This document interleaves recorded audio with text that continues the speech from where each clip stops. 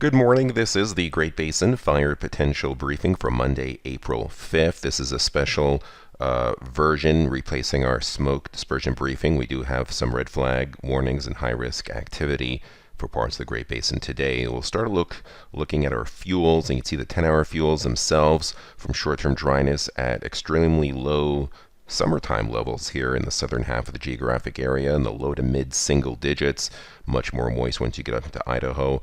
Our 100-hour fuels, you see that pink area along the Nevada, Utah border. Those are 100-hour fuels lower than 5%, so quite significant through there, and even the gold areas are still single-digit 100-hour fuels.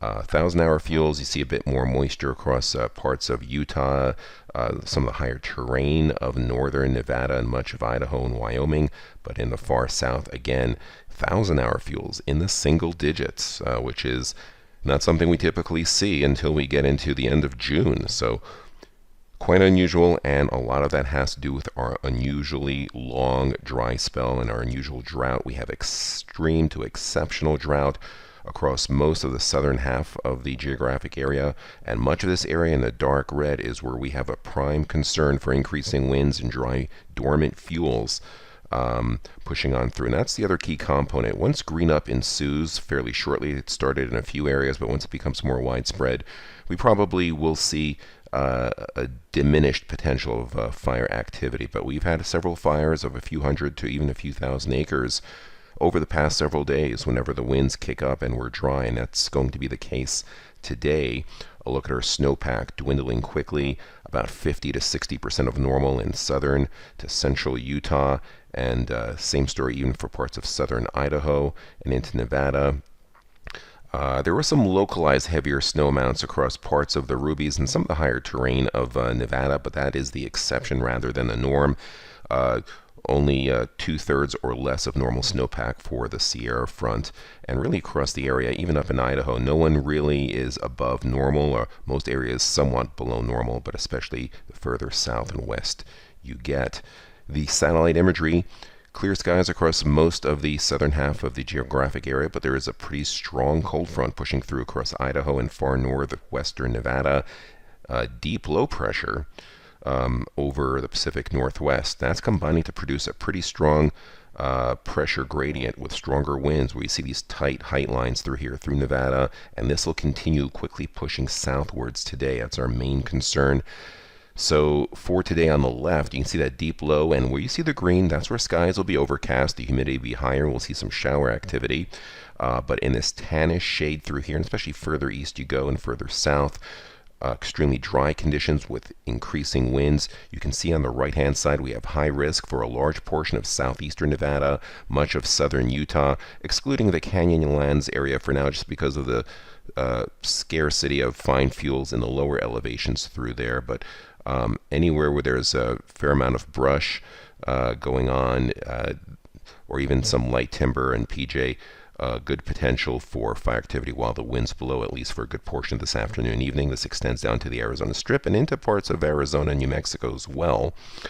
You can see why. First of all, on the right-hand side, we'll look at the humidity levels. Single-digit relative humidities, unusually dry across our southern areas. You see they come up quite a bit as you go further northwards. You combine that dry humidity with these winds you see here in the purple to orange shades, anywhere from 30 to 40, even 45 miles per hour. Now, the strong winds extend into a good portion of Nevada, but the further north you go, the higher the humidity gets. So it seems that the southern portions of Nevada, especially southeastern portions, and a good portion of southern and eastern Utah, it will be our primary concern today. Now, for tomorrow, we see that upper low pushing on through, some clouds and moisture across northern Utah. We see some cooling and not as dry across a good portion of the area. You can see our dryness levels on the right-hand side, extremely dry in the far south, but otherwise moderately dry. We see the yellow. You see the humidity levels, still some single digits in Nevada, but the winds will be dying down. Where you see some of these stronger winds up here across central and northern Utah on eastwards, see the humidity levels starting to get up near or above 20%, even near 30%. So we have not issued high risk for those areas. There is a potential still some gusty winds and maybe moderately low humidities in the teens in parts of southeastern Utah, but not as widespread as today.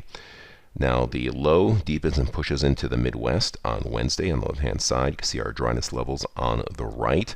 We get into some seasonable conditions and winds start diminishing, more out of the northwest, but more of the 10 to 20 mile per hour type variety. Humidity levels, though, still dry in the south, single digits to low teens. 3-day precipitation total. The good news is across northern Nevada, all of Idaho, Wyoming, and into northern Utah. Eventually by Monday night and Tuesday, there will be some light to locally moderate precipitation and even some snow possible as snow levels start dropping down towards 5,000 feet in some of that colder air, so that'll help alleviate things in the short term. Dry zonal flow on Thursday on the left-hand side. You can see our dryness levels on the right, and we'll just quickly go through the next several days. Friday, we warm up. Saturday, another storm system developing. We'll see how that plays out. The models have been changing run to run through here. We could see some strong winds again ahead of the front on Sunday. Maybe some fire concerns in the far south, but cooler and more moisture possibly poised for later on Sunday.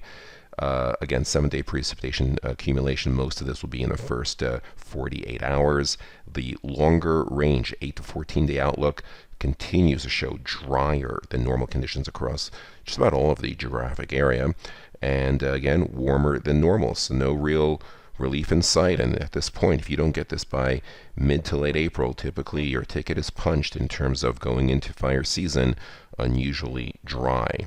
This concludes our briefing. We should return to our normal smoke briefing this coming Wednesday. Have a great day.